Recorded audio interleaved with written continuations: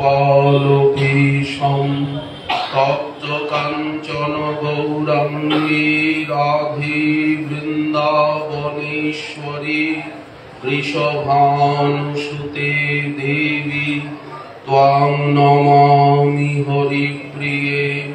মূকং করোতি বাচালং পঙ্গুং লঙ্ঘয়তে গিরিম যৎকৃপাতমহং বন্দে পরমানন্দমাধবম। বাঞ্ছাকল্পতরুভ্যশ্চ কৃপা সিন্ধুভ্য এব চ পতিতানাং পাবনেভ্যো বৈষ্ণবেভ্যো নমো নমঃ। হরি ভক্তি পরাজিত হরিনাম পরায়ণা দুর্বৃত্তা সুবৃত্তা তেষাং নিত্যং নমো নমঃ। নমো ধর্মায় মহতে নমঃ কৃষ্ণায় বেদসে ব্রাহ্মণেভ্যো নমস্কৃত্য ধর্মাन् বক্ষ্যে সনাতনং। নারায়ণং নমস্কৃত্য নরং চৈব নরোত্তমং দেবীং সরস্বতীং ব্যাসং ততো জয়মুদীরয়েৎ। জয় রূপ সনাতন ভট্ট রঘুনাথ শ্রীজীব গোপাল ভট্ট দাস রঘুনাথ। এই ছয় গোসাইয়ের করি চরণ বন্দন, যাহা হইতে বিঘ্ন নাশয় অভীষ্ট পূরণ। দুর্গমে পথিমেন্ধস্য স্খলৎপাদগতির মুমুঃ সকৃপা যষ্ঠিদানেন সন্তঃ সন্ত্যবনম বনম।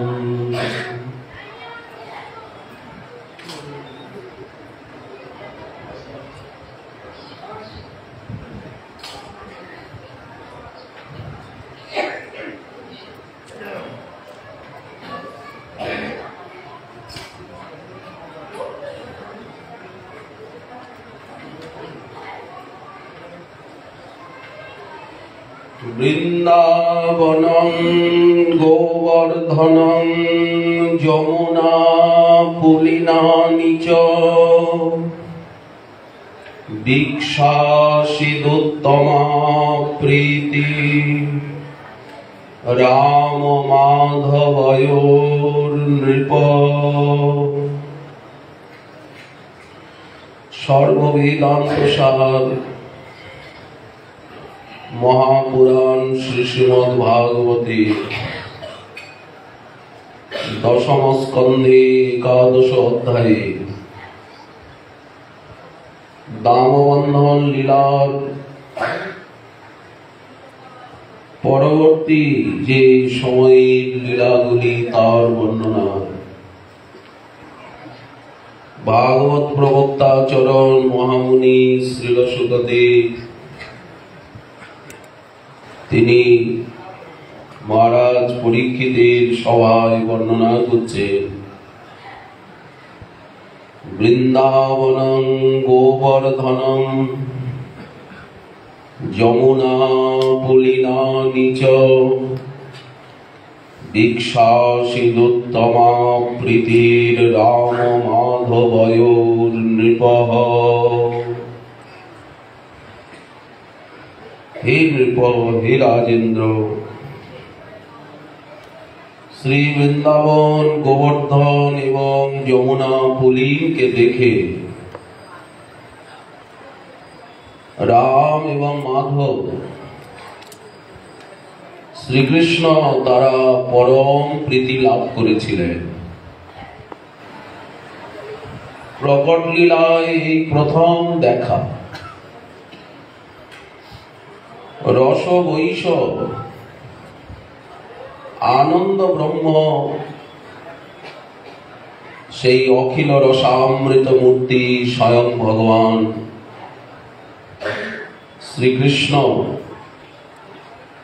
তিনি ব্রজে গো গোপ গোপীগণ সঙ্গে সখ্য, বাৎসল্য এবং মধু, এই তিনটি রসাস্বাদন, তিনটি রসেরই আস্বাদন করেন। এতক্ষণ বাল্যলীলাভিষেক বর্ণনা আমরা শ্রবণ করছিলাম। বাৎসল্য আবেশে কৈলা কৌমার সফল, 5 বছর পর্যন্ত কৌমার লীলা। বাল্য লীলা 5 বছর পর্যন্ত। এখন তো মাত্র 2.5 বছর গোবিন্দের। তার যে পরম মধুর এই লীলা মাধুর্য, এতে ত্রিজগৎকে আপ্যায়িত করছেন, জগৎকে দেখাচ্ছেন আমি অচিত হয়েও কতখানি প্রেমের অধীন হই। প্রেমের ভিতরে আবার বিশুদ্ধা কেবলা প্রীতি এই ব্রজধামে। কৃষ্ণেরে ঈশ্বর নাহি জানে ব্রজজন, এখানে কেউ তাকে ঈশ্বর বলে জানেন না, মানেন না। এই জন্য খেলা এত জমেছে। কারণ অন্যান্য ধামে তাকে সবাই ঈশ্বর বলে জানেন, মাতা পিতা পর্যন্ত। ওই জন্য খেলা এত জমে না। উনি এতখানি আত্মহারা হয়ে আত্মদান করতে পারেন না, কিন্তু এখানে পারেন। সচ্চিদানন্দ ঘন বিগ্রহের ক্ষয় বৃদ্ধি নেই, পরিণাম আদি রহিত, কিন্তু রসাস্বাদন এবং প্রেম দান এটি হচ্ছে লীলার উদ্দেশ্য। পরম রসিক এবং পরম করুণ,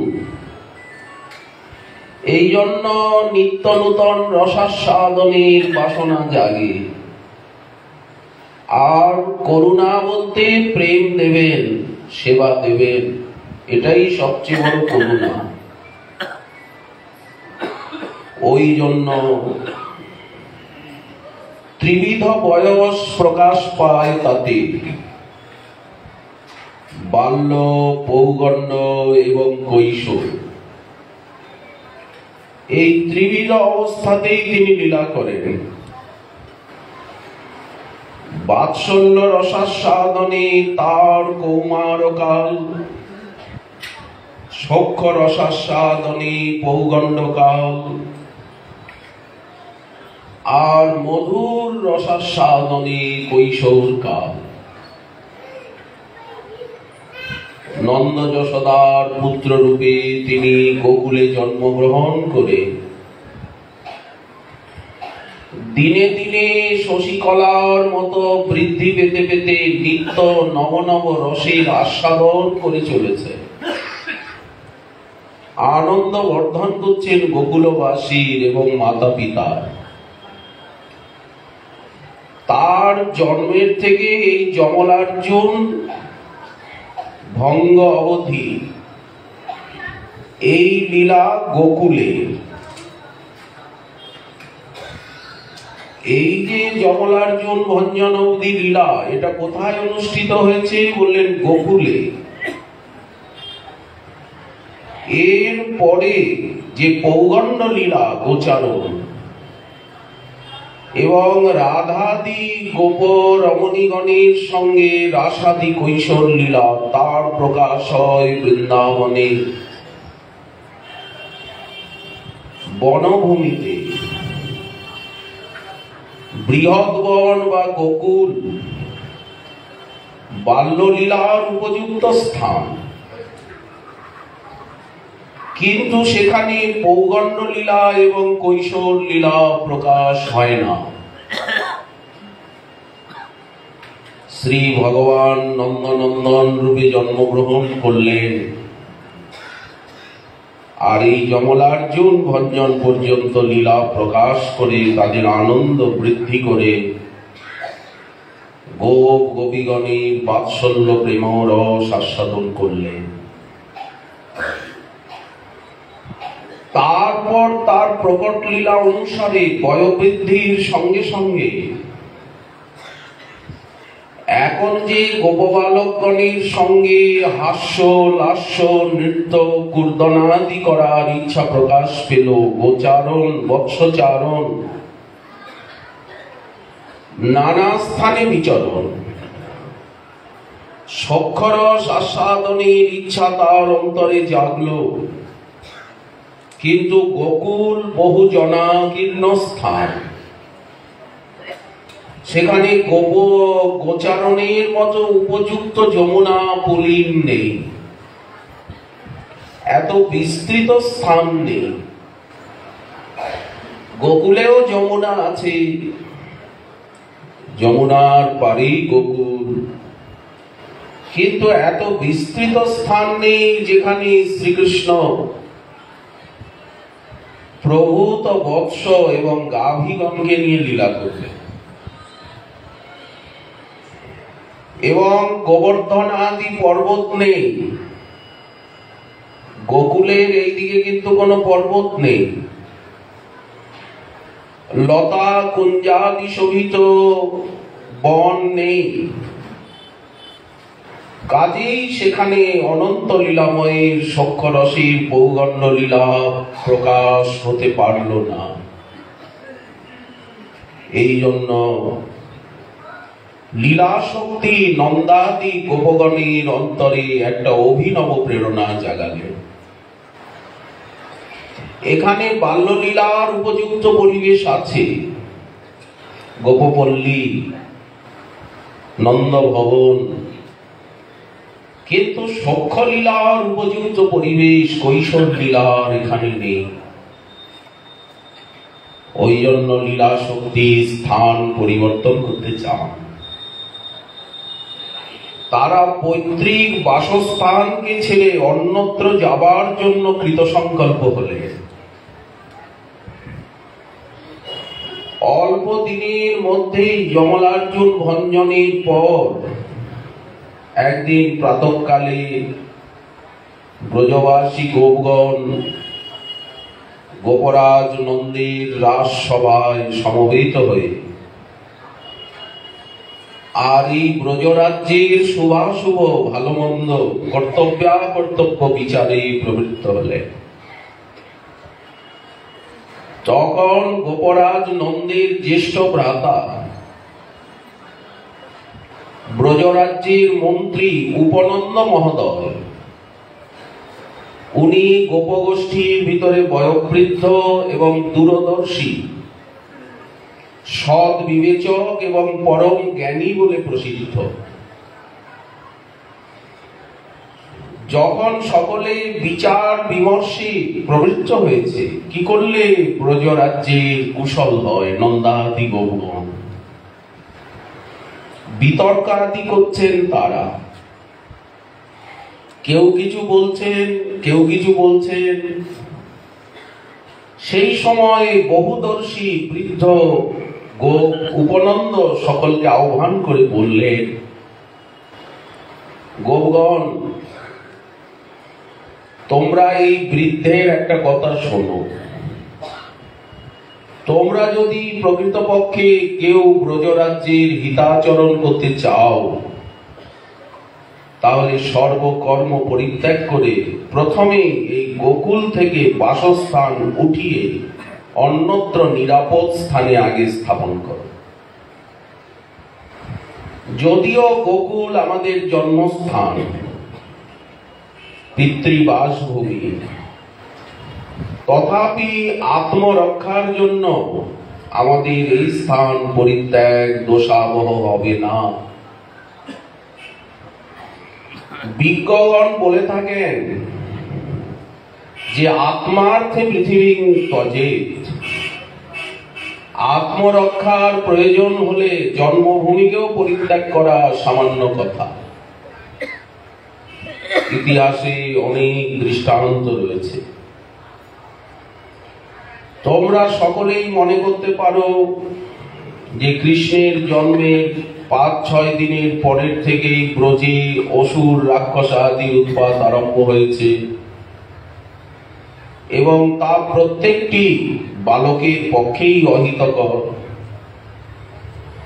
আমরা সকলেই বৃদ্ধ, সুতরাং মরণের অতিথি। বালকগণের এই যে ভবিষ্যৎ রক্ষা, এরাই তো ব্রজরাজ্যের ভরসা।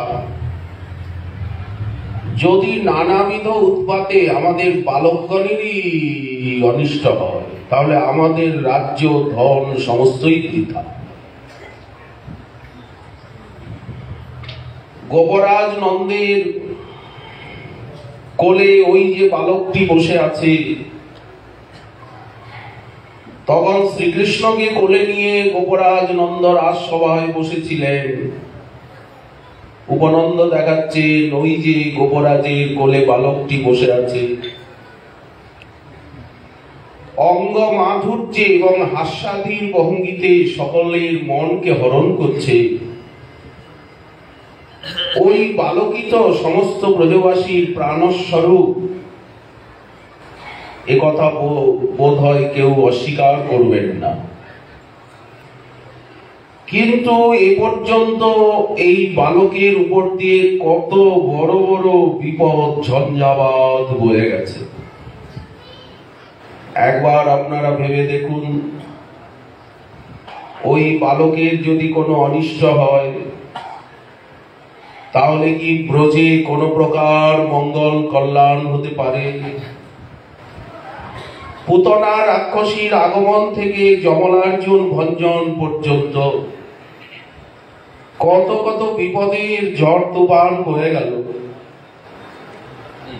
কে বলতে পারে পুনঃ পুনঃ উপদ্রব এখানে আসছে, তখন আরো যে কত উপদ্রব আসবে না,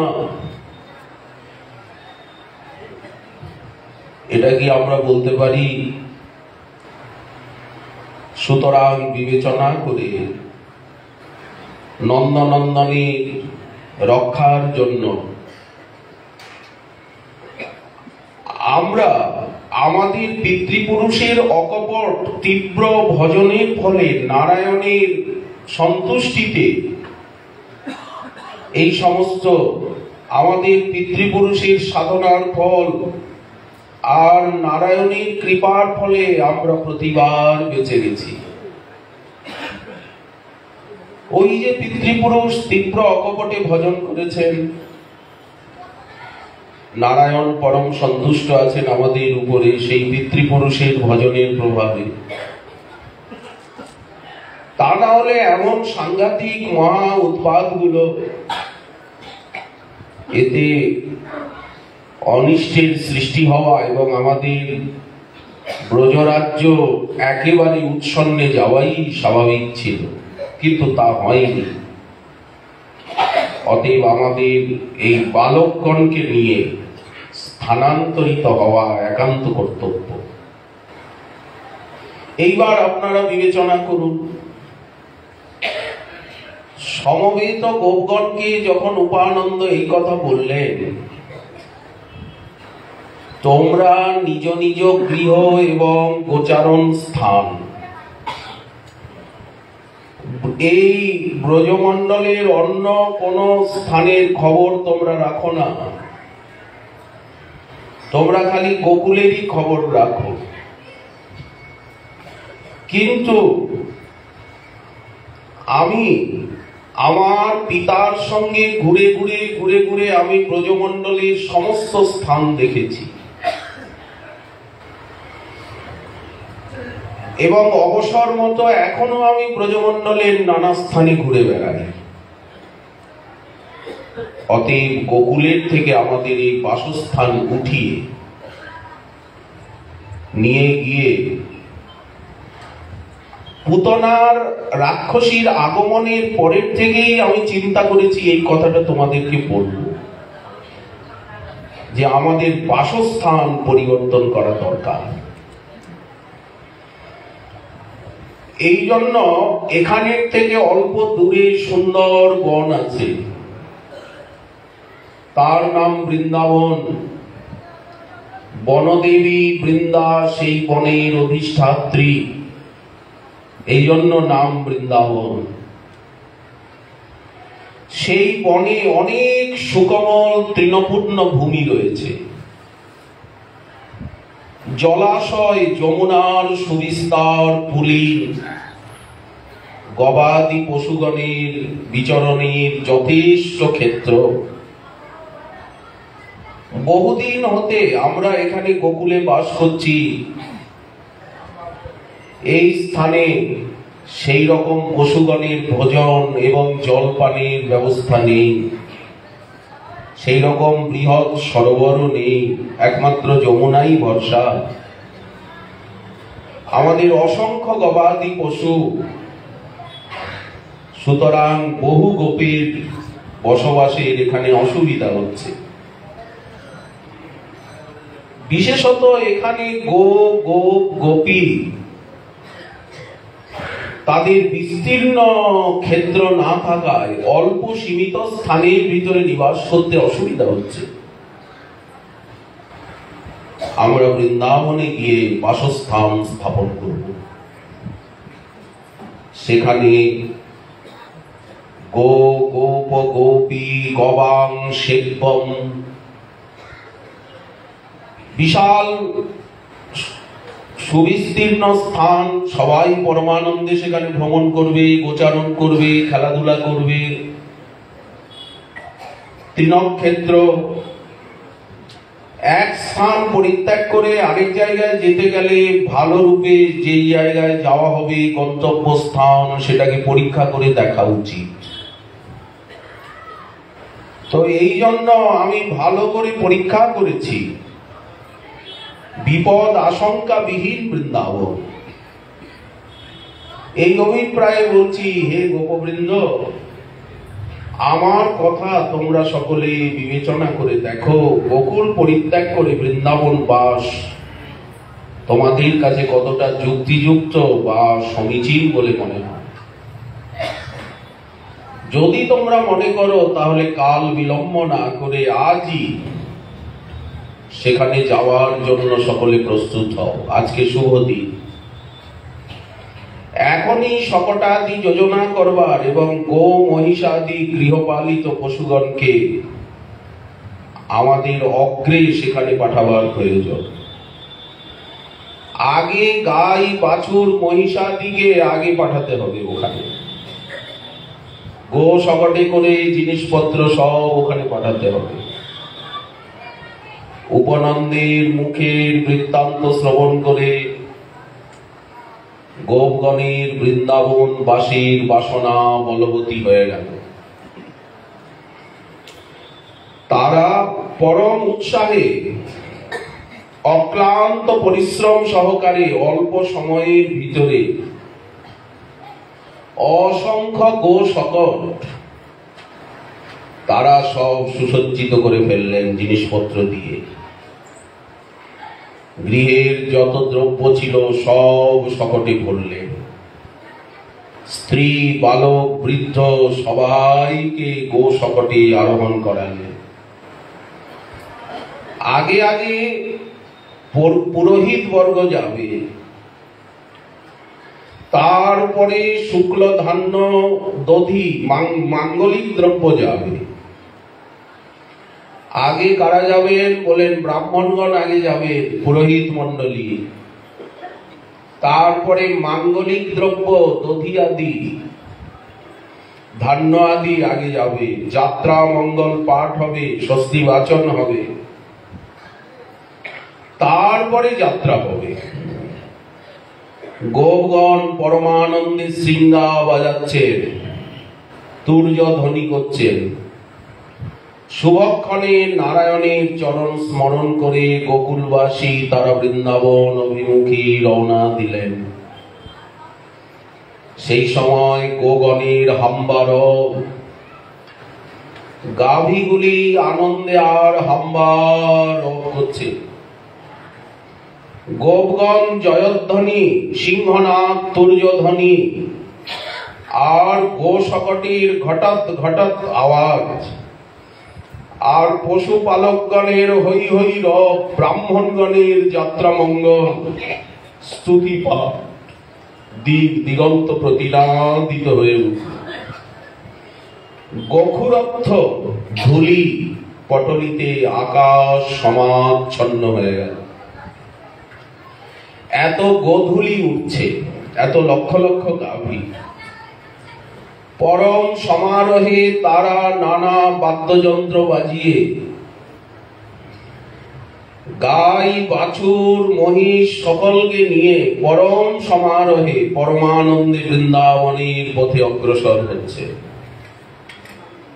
সেই সময় ব্রজরমণীগণ তারা নানা বস্ত্রালঙ্কারে সুশোভিত হয়েছে। তাদের কণ্ঠে মণিমাণিক্য খচিত পদক, বক্ষে নবকুঙ্কুম, তাদের মুখমণ্ডলের আভায় চতুর্দিক উদ্ভাসিত তাদের রূপলাবণ্যে। তাদের সুকণ্ঠ নিঃসৃত ব্রজরাজ নন্দনের বাল্যলীলা গানে বনপথ মুখরিত হল। তারা নন্দনন্দনের লীলা গান করতে করতে বনের পথে চলেছেন। অসংখ্য ব্রজরমণী নানা সাজে সুসজ্জিত, কৃষ্ণ বাৎসল্য পরিপূরিত হৃদয়ে তারা শকট আরোহণে বৃন্দাবনের পথে চলতে লাগলেন। সকলের মুখেই শ্রীকৃষ্ণের বাল্যলীলা গান এবং হৃদয়ে পরমানন্দ, অঙ্গে পুলকাবলী, নয়নে প্রেমাশ্রু ধারা। সকলে যেন আজ কি এক অভিনব পরমানন্দ রসে আপ্লুত হয়ে আর বৃন্দাবনের অভিমুখে অগ্রসর হচ্ছে। যশোদা এবং রোহিণী তারাও কৃষ্ণ বলরামকে নিয়ে দুইজনে এক শকটে আরোহণ করেছেন। কৃষ্ণ বলরামকে কোলে করে পরস্পর পরস্পরের অভিমুখী হয়ে বসেছেন, মুখামুখি হয়ে বসেছেন। তারা কখনো কৃষ্ণের বাল্য চরিত্র বলা বলি করছেন, যশোদা রোহিণী কখনো কৃষ্ণের মধুর কথাগুলি শ্রবণ করছেন, কখনো বা রামকৃষ্ণের পরস্পর আলাপ শ্রবণ করছেন। এইভাবে শকটে আরোহণ করে যশোদা রোহিণী পরমানন্দে পেতে বৃন্দাবনের পথে চলছেন। কৃষ্ণ বলরামকে নিয়ে যে শকটে অবস্থান করছিলেন, শকট বলতে তো গরুর গাড়ি, তার উপরে আবার আচ্ছাদনী রয়েছে। একেবারে বাসগৃহের মতো সুন্দর সুবিস্তৃত, সেখানে দ্বার রয়েছে, গবাক্ষ রয়েছে, মণিখচিত সুবর্ণের শোভার মতো ব্রজরাজ্ঞীর শকট। দূরের থেকে দেখলেই বুঝতে পারা যাচ্ছে এটা ব্রজরাজ্ঞীর শকট। এই শকটে কৃষ্ণ বলরাম আছে। শকটের মধ্যে আবার তোষক সুকোমল তুলিকা বিছানো, কৃষ্ণ রামের অঙ্গচ্ছটায় উদ্ভাসিত শ্বেত এবং নীল অঙ্গকান্তিতে। যশোদা রোহিণী দুইজন পরস্পর কৃষ্ণ কথা লাপে এবং কৃষ্ণ শ্রীকৃষ্ণের মধুর মুখনিসৃত বাণী শ্রবণে ভাসমান হয়ে আনন্দ সাগরে আর বৃন্দাবনের পথে চলেছেন তারা। গোকুলে জন্মগ্রহণের থেকেই যে সমস্ত বাল্যলীলা করে নন্দনন্দন সকলকে আনন্দ দিয়েছে, সেই লীলাগুলি গানই হচ্ছে গোকুলবাসীর উপজীব্য।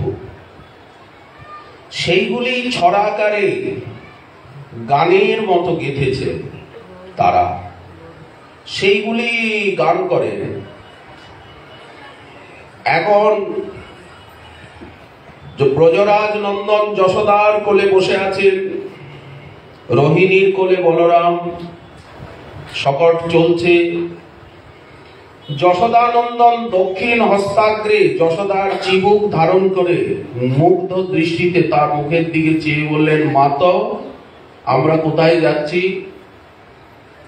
যশোদা হয়তো একটু চুপ করেছেন, চারিদিকের শোভা দেখছেন।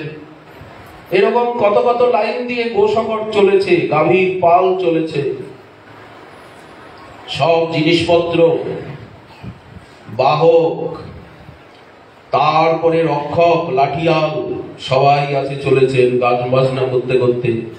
আগে ব্রাহ্মণ মণ্ডলী, মাঙ্গলিক দ্রব্য। শ্রীকৃষ্ণ বলছেন, ও মা, মায়ের চিবুকটাকে ধরে, আমরা কোথায় যাচ্ছি মা? কৃষ্ণের কথা শুনে যশোদা বললেন, বৎস, বাছা, আমরা বৃন্দাবন নামক বনভূমিতে যাচ্ছি। এর দ্বারা বোঝা যাচ্ছে এই অঞ্চলটা পুরোই বৃন্দাবন। এই যে ভাগবতের বর্ণনা,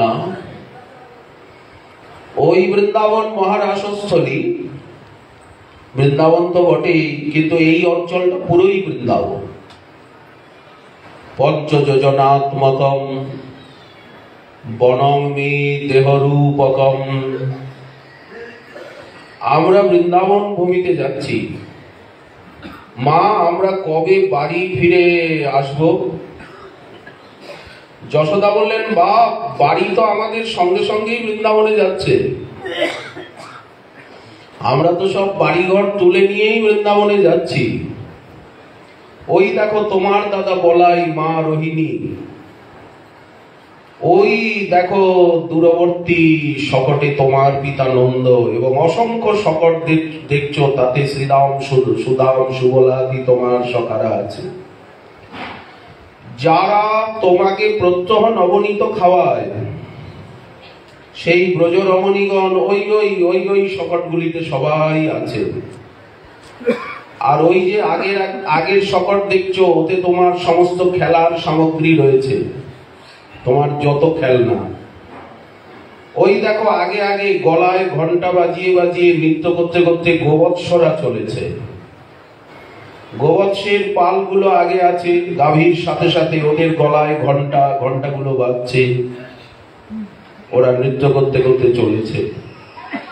সুতরাং আমাদের বাড়ি তো তোমার সঙ্গেই বৎস, বাড়িঘর তো আমাদের সঙ্গে সঙ্গেই চলেছে। বাপ, তোমাকে ছেড়ে কি এক নিমিত্ত কেউ থাকতে পারে? এক নিমিষ? তিনি মৃদু দৃষ্টিতে বলরামের জননী রোহিণীর দিকে তাকিয়েছেন। মার কথা যেন বিশ্বাস হচ্ছে না। বড় মা রোহিণীর মুখের দিকে তাকিয়েছেন। বড় মা কি বলে? মা কি আমার সঙ্গে পরিহাস করছে যে আমরা ঘর বাড়ি নিয়েই একেবারে রওনা দিচ্ছি? রোহিণীর মুখের দিকে তাকিয়ে বললেন, ছোট মা, সেই বৃন্দাবনে কি আমাদের সুখ সম্পত্তি আছে যে আমরা এত আয়াস স্বীকার করে সেখানে যাচ্ছি? রোহিণী বললেন, পুত্র, সেখানে তোমার নানাবিধ ক্রীড়া করবার জন্য বিস্তৃত স্থান আছে, অনেক খেলনা আছে। বৃন্দাবনে গেলে তুমি সেই সেই স্থানে তাদের নিয়ে খেলা করতে পারবে। রোহিণী ভাবছেন, আমি তো আন্দাজি সব বলে দিচ্ছি, কিন্তু বাগাধিষ্ঠাত্রী দেবী রোহিণীর মুখ দিয়ে সত্য কথা বলাচ্ছেন। কেননা বৃন্দাবনে শ্রীকৃষ্ণের রাসাদি ক্রীড়া, গোচারণাদি ক্রীড়া ভূমি। সুতরাং নিরুপম ক্রীড়ার জন্য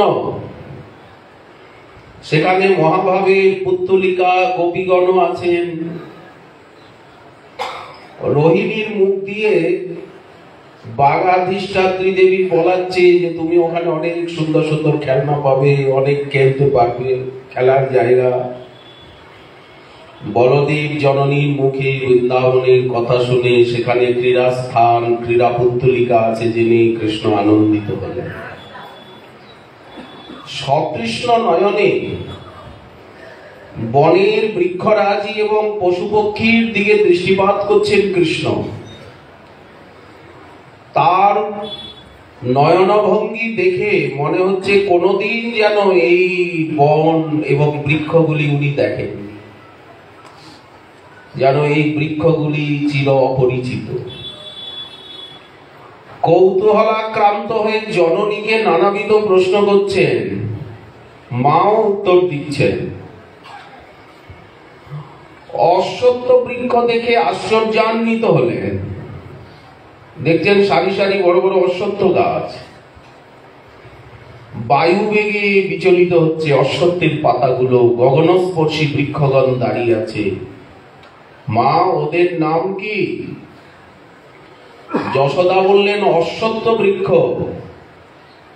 কৃষ্ণ বললেন, ওই যে কোটি কোটি ডিম্ব প্রসব করে আর নিজের অঙ্গে ধরে দাঁড়িয়ে আছে, ওটা কি গাছ?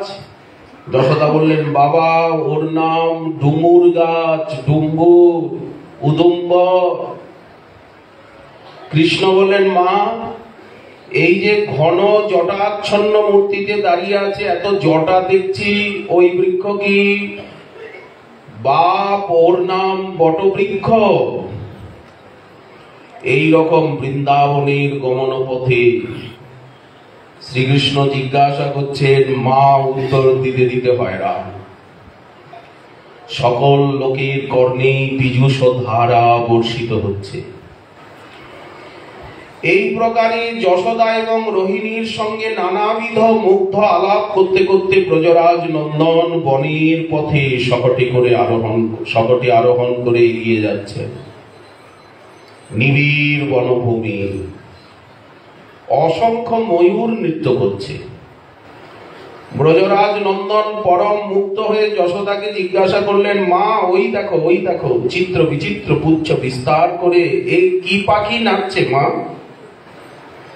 যশোদা শ্রীকৃষ্ণ বদনে শত শত চুম্বন করে বললেন, বাপ, ওগুলি ময়ূর। কোকিলের পঞ্চমতান কুহু কুহু নাচ শুনে ব্রজরাজ নন্দন পুলকিত হয়ে বললেন মাকে, মা, ওই যে পরম মধুর স্বরে কুহু কুহু রবে কে ডাকছে মা? যশোদা বললেন, বৎস, ও কোকিল, কোকিল ডাকছে মা। ওই যে বনের মধ্যে বৃক্ষ শাখায় কি পাখি যেন মানুষের মতো কথা বলছে। যশোদা বললেন, বাপ, ও সুখ পাখি, মধুর আলাপ করছে। কৃষ্ণ বললেন, মা, ওই যে গুনগুন গুনগুন গুনগুন করে ফুলে ফুলে বেড়াচ্ছে, ও কি? বাপ, ওগুলি ভ্রমর। এই প্রকারে রাম কৃষ্ণ দুই ভাই প্রশ্ন করে অস্থির করছেন যশোদা এবং রোহিণীকে। যে গাছ দেখেন, এটা কি গাছ? এটা কি পাখি? এটা কিসের আওয়াজ? আমরা এটা কোন জায়গায় এলাম? বৃক্ষ শাখায় নানাবিধ পাখি দেখে, আকাশে উড়ন্ত বিবিধ পাখি দেখে পরমানন্দে হাস্য করছেন। নিকটবর্তী শকটে যারা আছেন গোপরমণি, তারাও শুনতে পাচ্ছেন, তারাও পরমানন্দ ধারায় তাদের নয়নাশ্রু এবং বক্ষে স্তনক্ষীরে তারা ভেসে যাচ্ছে। এইভাবে চলতে চলতে যমুনার পার দিয়ে দিয়ে তারা বৃন্দাবনে এসে উপস্থিত হলেন। যমুনা পার হলেন প্রথমে। গোকুলের থেকে এদিকে আসতে গেলে, গোকুল তো যমুনার ওপারে। এইবার ব্রজবাসীগণ সকলে একত্রিত হয়ে কোথায় গেলেন? বললেন, সিংহ তুর্য বাদন করতে করতে অগ্রসর হয়ে সব কাননরাজি দেখে গাভীগুলিও পরমানন্দে হাম্বারব করছে। আগে আগে ব্রাহ্মণ, গাভী, গোবৎস, শকট সবাই এসে যমুনার তীরে উপস্থিত হলেন। সেখানে যমুনার অপূর্ব শোভা এবং বিস্তার। যমুনার নীল জল দেখে সকলে মুগ্ধ, বলা বলি করছে, না হা, এই যে বৃন্দাবনের প্রতিবিম্বকে, বনসমূহের প্রতিবিম্বকে গ্রহণ করে সূর্যতনয়া যমুনা কি অপূর্ব শোভা বিস্তার করছে। পারে পারে বন, সেই বনের বৃক্ষের ছায়া পড়েছে যমুনার জলে। তারা যমুনার শোভাকে বর্ণন করছে। কি বিচিত্র চিত্রাবলী যমুনার জলের উপরে, জলের উপরে গাছের ফুলের ছায়া পড়েছে। আহা, আজ তপন তনয়া, সূর্য তনয়া, যমুনার কি শোভা। তারা একে একে যথাসময়ে যমুনা পার হতে ব্যাপৃত হলেন। কি করে যমুনা পার হবেন এত লোক? আগে গাই বাছুর গুলোকে পার করে দিচ্ছেন। গো মহিষ আদি পশুগণকে পার করতে তো আর কোনো নৌকা টৌকা লাগে না। ওদেরকে জলে নামিয়ে দিলেই ওরা আপনা আপনি ওপারে চলে যায়। ওদেরকে পার করানো হলো। এইবার নৌকা, নৌকার সঙ্গে নৌকা, নৌকার সঙ্গে নৌকা, নৌকার সঙ্গে নৌকা লাগিয়ে সেতু বানিয়ে দেওয়া হলো। নৌকাগুলিকে যদি এইভাবে লাগানো হয়, লম্বা না, এইভাবে তেচড়া করে যদি নৌকাগুলোকে লাগানো হয় আর বেঁধে দেওয়া হয়, তাহলে নৌকার পর নৌকা, নৌকার পরে নৌকা, নৌকার পরে নৌকা দিয়ে আর সেতু একেবারে ওপার অব্দি, এপার ওপার আটকে দেওয়া হলো। তার উপর দিয়ে সকটগুলিকে চালানো হবে। এই ক্ষুদ্র ক্ষুদ্র সমস্ত সকটগুলো, যার ভিতরে জিনিসপত্র আছে সব, এইভাবে তাদেরকে একে একে পার করা হচ্ছে। কর্মকুশল গোপগণ কি করলেন? কাশ, সর, সরখান্ডা, বাঁশ ইত্যাদি দিয়ে ভেলা নির্মাণ করলেন। বাঁশ কি করলেন? বাঁশের পর বাঁশ, বাঁশের পর বাঁশ, সরখান্ডা, সর, এই দিয়ে তারা এই পারের থেকে ওপার পর্যন্ত একেবারে রাজপথের মতো বানিয়ে দিলেন। আগের দিনে এইভাবেই নদী পার হতে হতো। বাঁশ দিয়ে দিয়ে দিয়ে দিয়ে দিয়ে দিয়ে দড়ি বেঁধে, সরখান্ডা দিয়ে সরের দড়ি বানিয়ে আর সব এইভাবে ঝুলন্ত পুল, নড়াচড়া করে, অবশ্য শক্ত নয়, নড়াচড়া করে কিন্তু ডুববে না, এই রাজপথের মতো।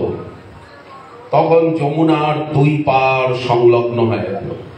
উচ্চেশ্বরী কৃষ্ণলীলা গুণগান করতে করতে, হাসতে হাসতে, নানাবিধ তারা ক্রীড়া করতে করতে মধুপুরী এবং কালীয় হ্রদের যে মধ্যবর্তী বনভাগ, মথুরা এবং কালীয় হ্রদ, এর মাঝখানের যে ভূমি, সেই ভূমিতে এসে তারা উপস্থিত হলেন। যমুনা পার হয়ে তারা কোথায় আসছেন? বললেন কালীয় হ্রদের নিকটস্থ যমুনা মধুপুরী, ওপারে মধুপুরী, এদিকে কালীয় হ্রদ, এই মধ্যবর্তী বনভাগে এসে উপস্থিত হলেন। এইখানে তারা সব যমুনা পার হলেন। কোন জায়গায় যমুনা পার হলেন? বলেন এইখানে এসে সবাই যমুনা পার হলেন। একে একে যমুনা পার হচ্ছে।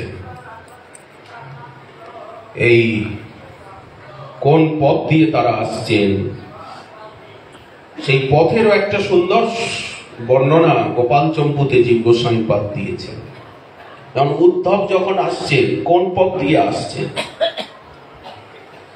যখন অক্রূর আসছেন, কোন পথ দিয়ে আসছেন? কৃষ্ণ বলরামকে যখন নিয়ে যাচ্ছেন, কোন পথ দিয়ে নিয়ে যাচ্ছেন? তারও একটা সুন্দর সুশৃঙ্খল আমাদের গোস্বামী পাদগণ দিয়েছেন। শ্রীমৎ মহাপ্রভুর কৃপা হলে পরবর্তী অংশ আবার আগামীকাল রইল আস্বাদনের আকাঙ্ক্ষা। আজকে আমাদের ভাগবতী কথা এখানে